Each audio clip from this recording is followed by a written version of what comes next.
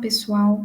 Hoje nós vamos falar sobre extração de dados, especialmente das situações onde nós precisamos extrair o desvio padrão e ele não está diretamente ali expresso ou relatado nas tabelas ou nos gráficos dos artigos científicos.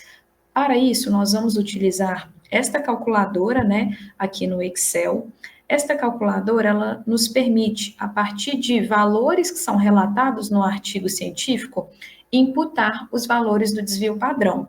Então, olha só, nós temos aqui um exemplo de seis situações que nós podemos utilizar de dados para poder calcular o desvio padrão. Um exemplo, a primeira situação aqui é quando nós temos o erro padrão de cada grupo. Então, nós vamos colocar o tamanho do grupo 1, erro padrão do grupo 1, tamanho do grupo 2, erro padrão do grupo 2. Então, quando nós temos estes dados, a gente consegue calcular o desvio padrão. Da mesma forma, quando temos o limite inferior e o limite superior do intervalo de confiança de cada grupo. Grupo 1 e grupo 2, além dos tamanhos amostrais.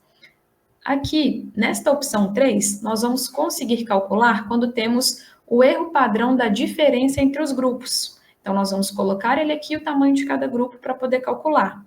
Quando nós temos o intervalo de confiança entre ali, os grupos, da diferença entre os grupos, com seu limite inferior e superior, nós vamos colocar aqui. E vou abaixar um pouquinho para facilitar a visualização.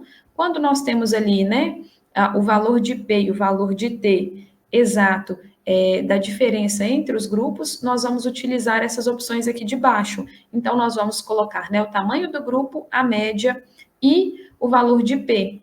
Da mesma forma, aqui embaixo, quando temos o valor de T, nós vamos colocar o tamanho do grupo 1, o valor da média do grupo 1, o tamanho do grupo 2, o valor da média e o valor exato de T. Então, vamos usar como exemplo a opção 2. Vamos fazer um exemplo prático aqui juntos. Nós vamos extrair os dados da tabela deste artigo. Este artigo faz parte de uma revisão aqui do grupo, uma revisão sistemática sobre recovery. E, só para explicar um pouquinho melhor, para a gente entender um pouquinho melhor esta tabela, aqui em cima a gente tem o nome de cada grupo. Então, aqui o grupo intervenção 1, from roller, com 18 indivíduos. Aqui o grupo terapia manual, com 15 indivíduos, e aqui o grupo controle, com 14. Nós temos os tempos onde que os pacientes foram avaliados e reavaliados, os dados coletados, valor de T, P, padrão, e aqui nós temos os desfechos que foram avaliados. Vamos nos atentar à terceira linha, que é a linha da flexibilidade lombar? Bom, vamos ao tempo 2, que é o tempo pós-intervenção. Então, olha aqui, nós temos o valor da média, 7,11, e o valor do limite inferior e superior do intervalo de confiança, 6,64 e 7,58. Como que eu sei, que é o intervalo de confiança? Bom, sempre é muito importante a gente ler as legendas das tabelas, dos gráficos, e também ler a seção de métodos que vai descrever ali, como que foi feita a análise daqueles dados. E aqui, olha, a gente tem descrito os valores, foram expressados, aqui em média, e dentro do parênteses o intervalo de confiança. Então, eu tenho a certeza que aqui a gente tem média e que aqui a gente tem limite inferior e superior do intervalo de confiança. Então, vamos, a gente precisa do tamanho do grupo, que é 18, e do valor aqui, tanto do limite inferior quanto do limite superior. Vamos colocar, então, lá na calculadora.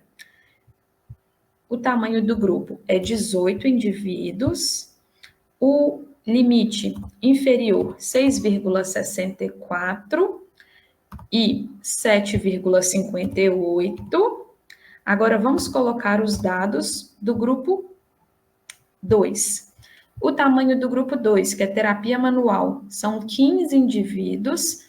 E vamos aqui no tempo 2, 6,68 e 7,71.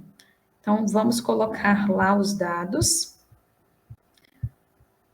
São 15 participantes, 6,68 e 7,71. Então, aqui ao lado sai o desvio padrão para o grupo 1 e para o grupo 2, que deu 1,02 para ambos os grupos. Ter dado valor igual aqui não quer dizer que está errado, tá bom, pessoal? Porque este valor aqui vai depender também do tamanho aqui, né, dos limites entre os intervalos de confiança. Por exemplo, se aqui a gente tivesse um limite maior, por exemplo, já ia dar uma diferença, tá vendo? Ali no desvio padrão. Então, ser igual não quer dizer aqui que está errado, tá bom, pessoal? Para, então, fazer a imputação do desvio padrão, nós iremos, né, ver quais dados nós temos disponíveis de acordo com essas opções aqui da nossa calculadora, e nós vamos colocar, né, os dados aqui na calculadora e, a partir de então, fazer a imputação aí dos resultados do desvio padrão. Bom, espero que com essa dica prática tenha ficado mais fácil e que lhe ajude, né, na extração de dados. Qualquer dúvida, comenta aqui embaixo, envia para nós, que nós teremos o maior prazer de poder te esclarecer e te ajudar na extração de dados. Muito obrigada!